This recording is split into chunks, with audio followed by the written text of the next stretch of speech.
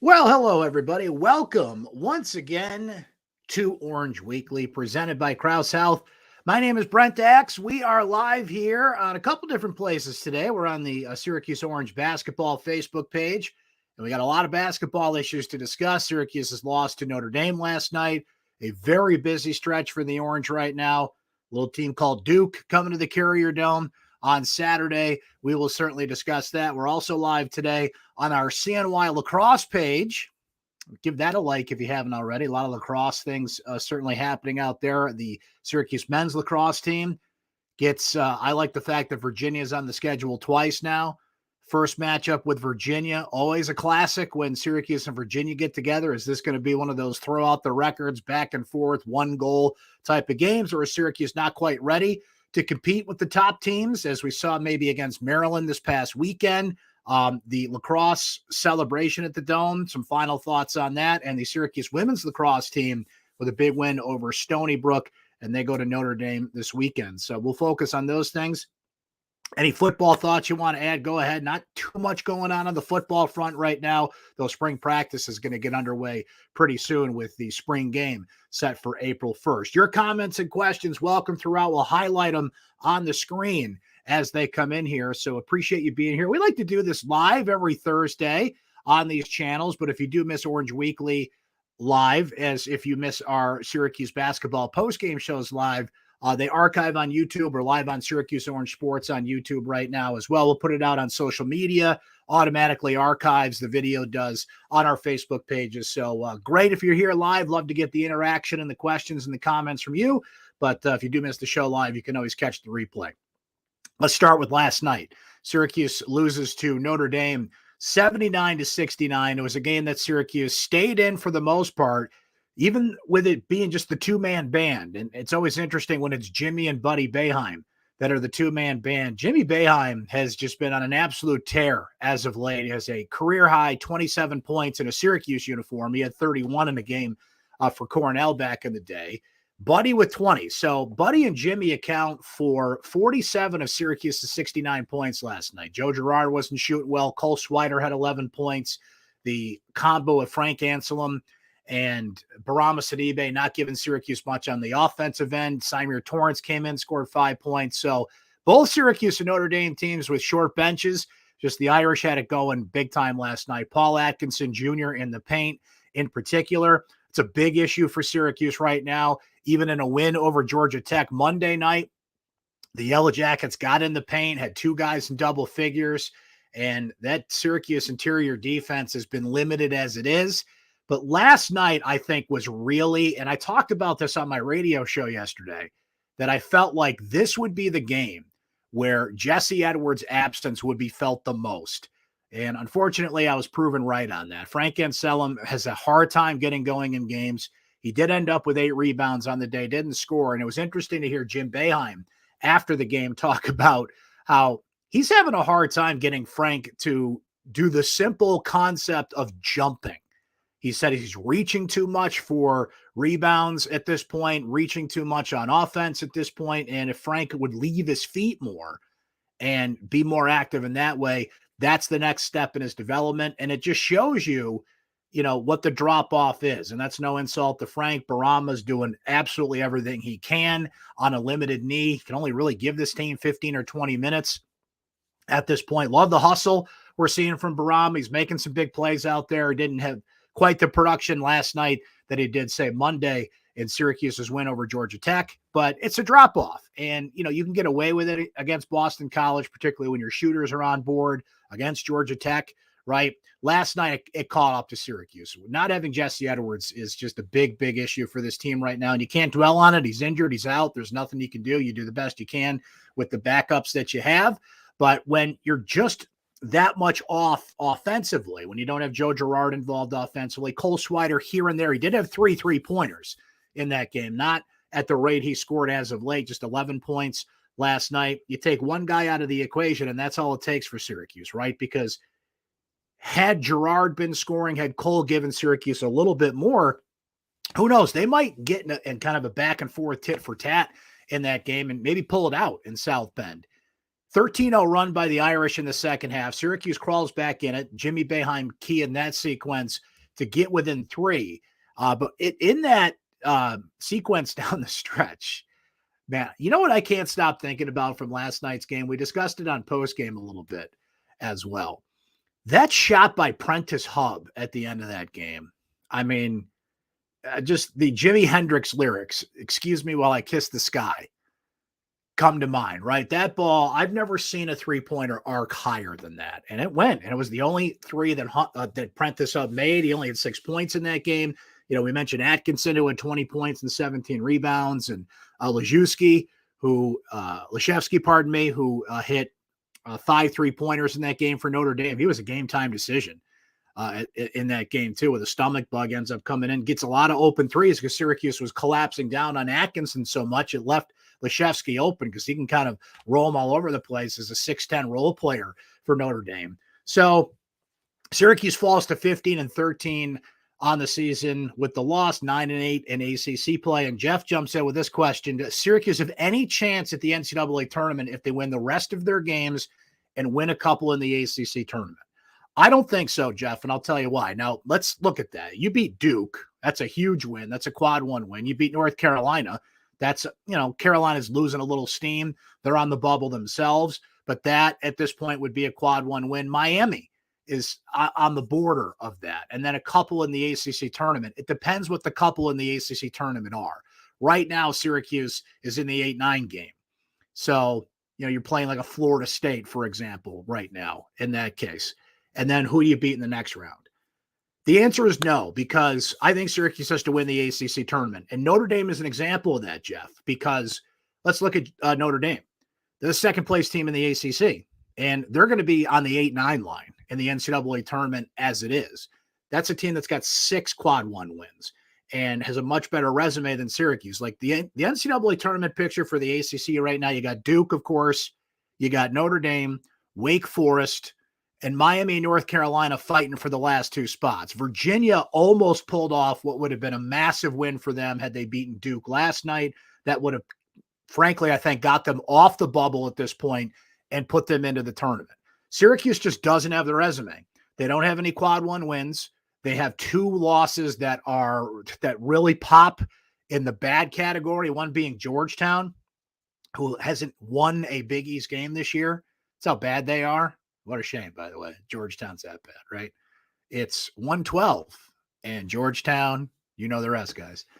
Colgate's the other bad loss for Syracuse. Now, Colgate is a better team than, say, when Syracuse lost to them. They've turned their season around, but in terms of the rankings, the net rankings, the quad system, all that goes into determining who gets into the tournament, Syracuse just doesn't have the resume. And because the ACC is so down this year, that Duke win would be big, and Carolina, Miami would be notable, but they just don't have enough wins. So Syracuse's only hope, I think, at this point, is to win the ACC tournament and ensure yourself you're in. And I don't think this is a team that's capable of winning 4 games in a row. So win the rest of their games, win a couple in the ACC tournament theory, in almost any other year, Jeff, I think would work and would apply. But the ACC is so down this year, doesn't matter. It doesn't matter this year. You got to win the ACC tournament to get in. So you brought it up. We take that step forward now. And the Duke game is next Saturday at the Dome. And that has become more than a game. That has become an event year in and year out in Syracuse, New York. There will be 30,000 right around in the Dome. It's certainly not going to be a record-setting crowd. We're not, printing T-shirts and pushing for record crowds this year. But, of course, the headline is this is the last time Mike Krzyzewski coaches in the Carrier Dome. It's the last scheduled meeting between Jim Boeheim and Mike Krzyzewski. Who knows, they could cross paths in the ACC tournament again, but 2 coaches, over 1,000 wins, the 2 winningest coaches in the history of college basketball. It's the last time we're going to see it.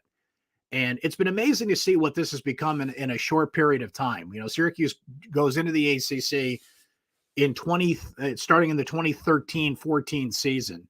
And right away, the marquee event, the attraction was Duke in that game. And it instantly became, I hesitate to call it a rivalry because Duke's rival is North Carolina, but it has become its own story. It's become its own event, if you will, right? You got the Jim Boeheim coat thing. You've got buzzer beaters, John Gillen a couple of years ago. That's actually the last time Syracuse beat Duke 5 games ago there at the Dome. A couple other back and forth classic games between these two. Syracuse has won in Cameron a couple of times. So it's become an event. My question is, what does this become once Krzyzewski steps aside? And then, I mean, eventually Jim Boeheim's going to step aside, maybe sometime like 30 years down the road at this point, right? But is this game about Syracuse and Duke, or is it about the coaches? Because no sport, I believe, do the coaches stand out more than in college basketball. It's not to say that college football doesn't have standout coaches, Nick Saban and the like, but the programs stand out more. The traditions, Alabama, Notre Dame, programs, bowl games, history, rivalries, those stand out more than coaches, that there are towering figures in the college football world. In the NFL, there's a few, the Belichicks of the world and some notable coaches that stand out. I don't think you really have that in the NBA or the National Hockey League. It's certainly not the case in baseball anymore. College basketball is all about the coaches. And these are the 2 biggest names in the sport, the 2 winningest coaches in the sport, meeting for the last time. And it's incredible to think that Coach K is stepping aside. These guys have just been a part of our lives for so long.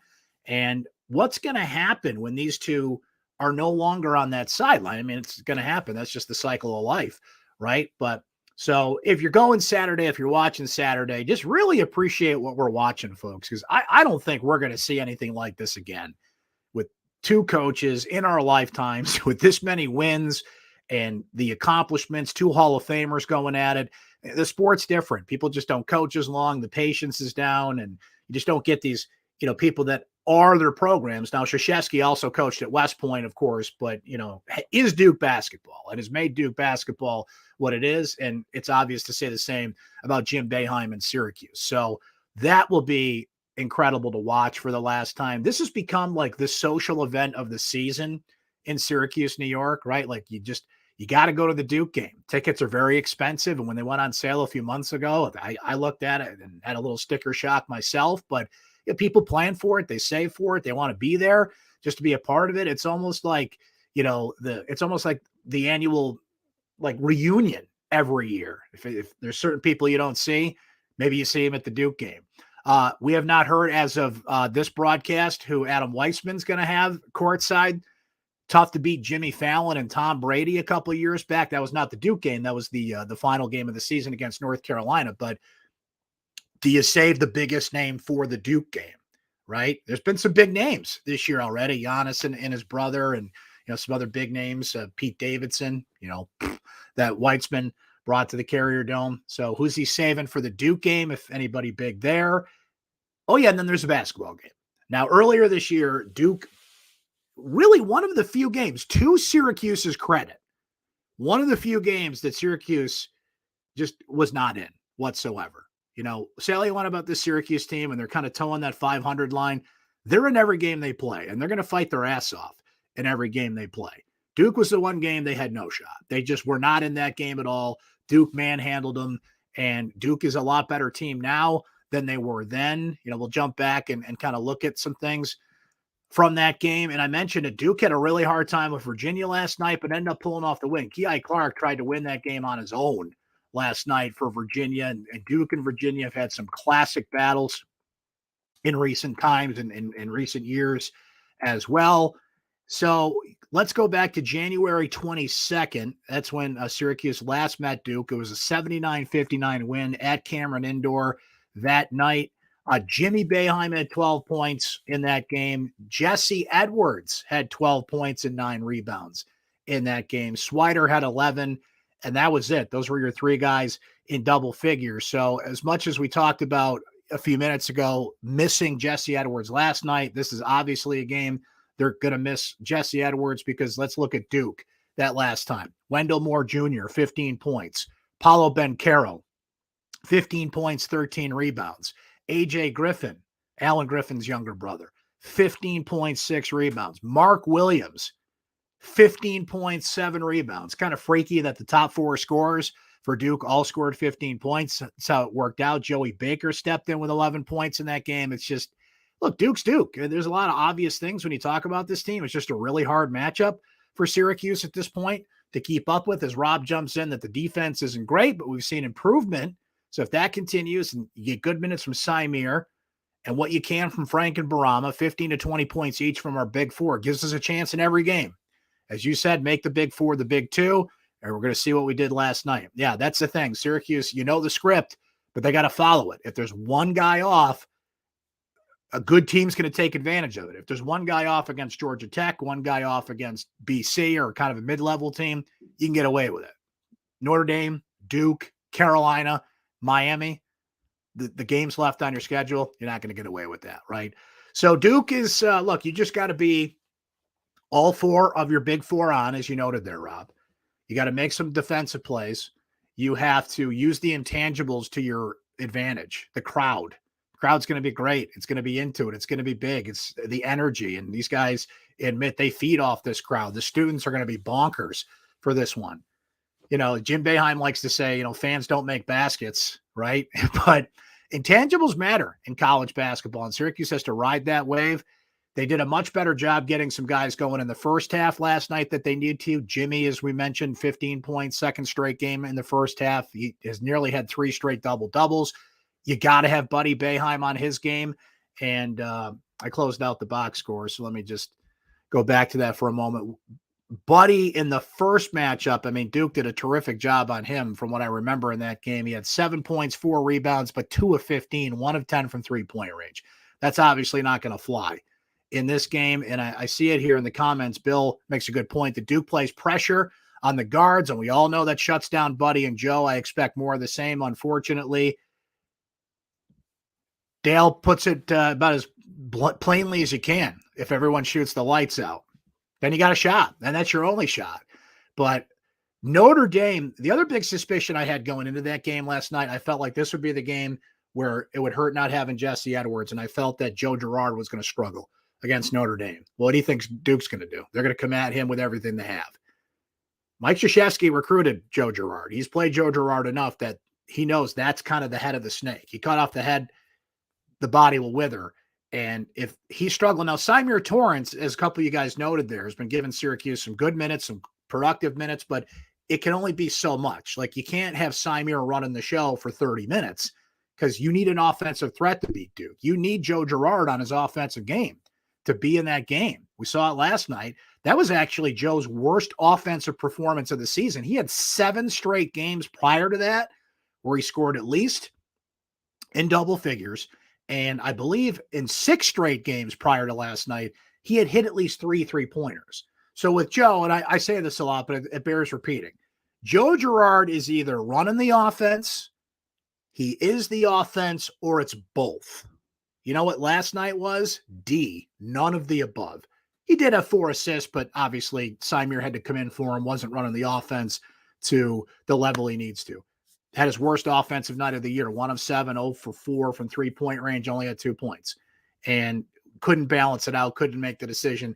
I loved what I saw from Symir driving to the basket last night, but that comes in spurts. He's obviously not somebody that's a threat offensively once you get him away from the baskets. You just flat out need Joe out there. Whether you think he's a point guard or not, you need him out there on the court a good 30-plus minutes, and you need him scoring, right? So that's the plan. Joe, Buddy, Cole, even Jimmy, if he continues on his streak here, I think he's going to have a harder time against Ben Carroll and Mark Williams in the paint than he has in these 3 prior games. But you just got to have the game of your life.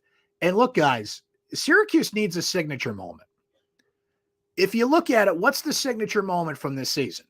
The Indiana game? I mean, that was a great game, overtime game, really entertaining game. But are you really going to remember that when somebody mentions this season in the future? I don't think so. Georgia Tech game the other night was, again, entertaining out of nowhere. You know, that game wasn't even supposed to happen that night and goes to overtime. But if anything, you'll remember, like, man, they went to overtime against that team. And the other candidate is the Wake Forest game that Syracuse won handily. The first Wake Forest game that they barely lost. And, you know, the play at the end of the game, Buddy loses the ball out of bounds, goes to overtime. This season needs a signature moment. And I mentioned Jimmy Fallon and Tom Brady coming a couple of years ago in a season that ultimately got canceled. Syracuse wasn't making the NCAA tournament that year anyway, more than likely. So at least when you think back to that, it's like, wow, Tom Brady was here. Jimmy Fallon was here. What the Dome was like, how fun that was. And, we weren't quite sure where that season was going, and the world was changing before our very eyes. It kind of marks the tape of kind of like that last normal experience before COVID hit and the world changed, right? This season needs a signature moment. So if they can pull this off and beat Duke, you got it. Because as we brought up with the question earlier, I just don't see this team making an NCAA tournament run unless they win the ACC tournament. So what can you salvage from this season? They're fighting to finish above 500 and not become the first team to have a losing season under Jim Boeheim in 46 years. And what you can do to kind of brush all that aside is beat Duke, get a huge win on your resume. Not going to be easy to do, as we mentioned, how everything's just got to be flowing for this team to even be in that conversation. But that's what you do. Or as Jeff says here, you pray. You pray a lot in a situation like that, right? So that's on the basketball front. A lot of exciting things going on this weekend. And then they turn right around and play North Carolina on Monday, right? 5 games in 10 days. Pretty crazy stretch for this team. We are on the lacrosse page. Wanted to give a couple lacrosse notes out there as well. So first of all, the celebration at the Carrier Dome on Sunday, pardon me, was phenomenal. I thought Syracuse did an amazing job with the Ring of Honor with Roy Simmons Jr., Gary Gates' 22 jersey being retired, Katie Rowan Thompson going up. 2 great lacrosse games. Syracuse lost to Maryland, but played much better in that game than I thought they would. Bobby Gavin, their goaltender, was amazing. Made 11 saves. Felt like he made about 51 saves in that game. They're just not good enough to beat a Maryland right now. They need a second or third offensive threat. With Owen Hiltz out right now, that's tough. Maryland was able to contain Brendan Curry. Tucker Dorovic did all he could to kind of be a one-man band for that offense, but Syracuse needs that second and third option offensively that they're trying to find at this point. I love what Gary Gates doing with this team, instilling the attitude and the great Syracuse lacrosse teams of the past. They were just flat out arrogant. They're so confident. There's like, try and stop us. And I love that Gary's trying to put that creativity and that flair back into the program. Dave Petramala is just such a phenomenal add to this coaching staff. I think you'll start to see a lot of improvement there. They've solved their goaltending issue. I think Bobby Gavin's the guy over Harrison Thompson at this point. They just need a year. They just need a year for this all to settle in. They've got the number 1 recruit in the country and Joey Spallina coming in next year. I just don't think this team has the top, the bottom depth to be the usual Syracuse lacrosse that we expect, but they're going to give people runs, and they're going to pull off a couple upsets. I don't know if they beat Virginia this time around. They can probably get them the second time around, but this team, I think, is going to fight, scratch, and claw, and you're going to see that improvement as we go. The women's team, what a game against Stony Brook this past weekend on that great lacrosse day at the Dome. Top 5 matchup, rough and tumble game, 12-11 win. And look, this team is just so loaded on the offensive end. Megan Carney has 7 points, Emily Harris-Chuck, Megan Tyrell. You can go down. Sierra Cockerill can step in and score. Sam Swart can be an offensive threat. Like, they're so deep offensively. They've got one of the best defenders in the country, and Sarah Cooper. The interesting thing with the women's team is they're actually trying to figure out their goaltending situation right now. I mean, you lose a goalie like Asa Goldstock, and I like what Kayla Trainer's done so far. I'm usually not a fan of the 2 goalie theory or the 2 quarterback theory in football, right? Each goalie's gotten a half for the Syracuse women's team, and when they know, and they'll settle on somebody. That's worked so far, and you have such reinforcements and such backup on offense that it kind of hides your flaw in the goalie situation right now. And I don't even know if you call it a flaw. It's just kind of a unique situation at this point. So men's team heads for Virginia. Another, depending on which poll you look at, top 2 team. Either way, number 1 team last week. That's the schedule. It's always going to be loaded for Syracuse. The women's team heads for number 17, Notre Dame. Men's basketball team just played Notre Dame. The women's team will do that. They get a huge matchup against Northwestern next week. Another top 5 game for them. They should handle Notre Dame pretty handily, I would expect. It's sports. Anything can happen, especially on the road. But barring anything weird happening, I think Syracuse will get by Notre Dame. I do think Virginia is going to get the men's team probably by about 3 or 4 goals, similar to the Maryland game. But again, I like the attitude and what Gary and Dave Petramala and Pat March and T.D. Erlin and that all-star coaching staff is doing. It's just going to take a little time for it to settle in.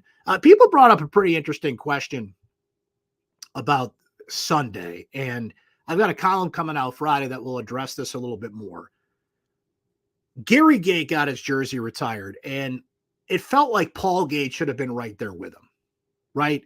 Now, through sports history, through Syracuse history, you've got a lot of players on really good teams that play together, right? Michael Jordan, Scottie Pippen. Think of Peyton Manning to Marvin Harrison, right? And one player wouldn't be the other without their battery mate, one way or the other. But Paul and Gary were special and unique. First of all, they were literally twins playing every minute of every game together. And they're not the players they were at Syracuse without them directly corresponding with each other. Now, those Syracuse teams had amazing players. I think of John Zilberti, right?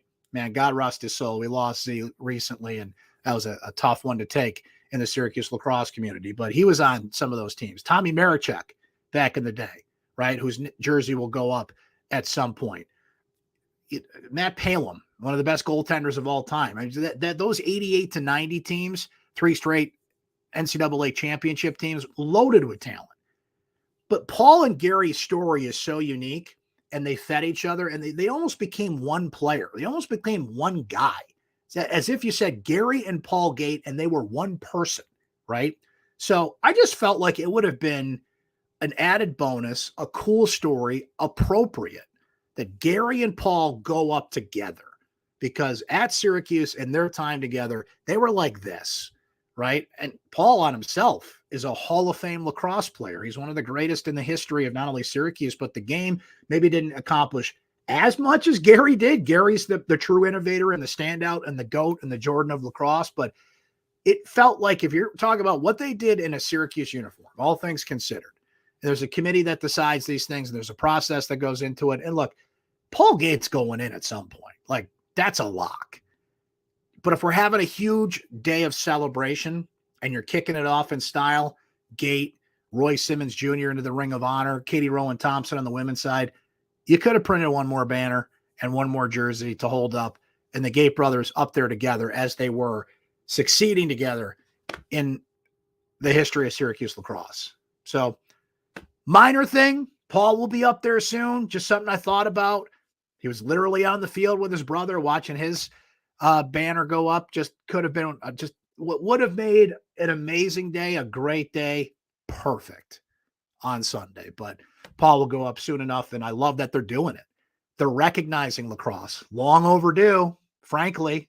Why did it take till 2022 to get Gary Gait's jersey up there, to get Katie Rowan Thompson's jersey up there, to honor sports other than football and men's basketball? But guess what? They're doing it. So that's a good thing, and it'll be cool to continue to see how that goes. So one last comment or two here from you guys. Bill says, going back to basketball, best chance for a signature moment this year would be at MSG in the NIT. Yeah, I don't think so, Bill. They could win the NIT, and I don't think anybody would really care. Jeff says, play perfectly and hope Syracuse wins the ACC tournament, in the hopes that every player is at the top of their game. That's all you can really hope for. And look, to close on a men's basketball note, this team fights. They've got heart. They've got grit, right? It'd be one thing if we were just watching a bad team and their season kind of sank into the water here, and a team that didn't care, wasn't engaged, wasn't likable. They're all those things, right? People nitpick certain things, and, we could talk about certain aspects of Jim Boeheim's coaching and, just the usual stuff that sports fans discuss. But listen, this team, they're going to give everything they got. And I admire the grit and the heart that they play with. It's just, they just don't have the talent. And when they lost Jesse Edwards, that sunk their battleship to be able to compete game in and game out with the best in the ACC, which just happens to be how the rest of the schedule goes through the regular season.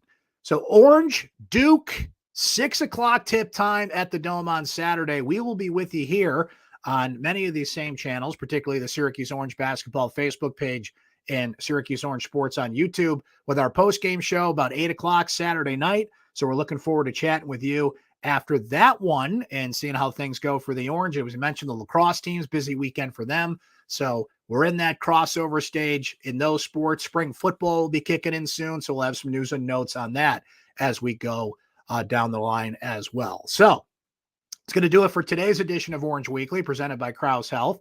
Great to have you on board. Thanks for your comments. Thanks for watching. Just a reminder, if you missed the show live, we'd like to pop in here live and stream Thursdays about 1 o'clock or so. The YouTube clip available. The video will archive automatically on our Facebook pages that you're watching now. We'll send it out on social media as well, on Twitter and other places. So if you missed the show, the replay will be out there for you as we go. Have a great rest of your week. See what the Orange do against Duke Saturday at the Dome. And thanks for hanging with us here on Orange Weekly, presented by Krause Health.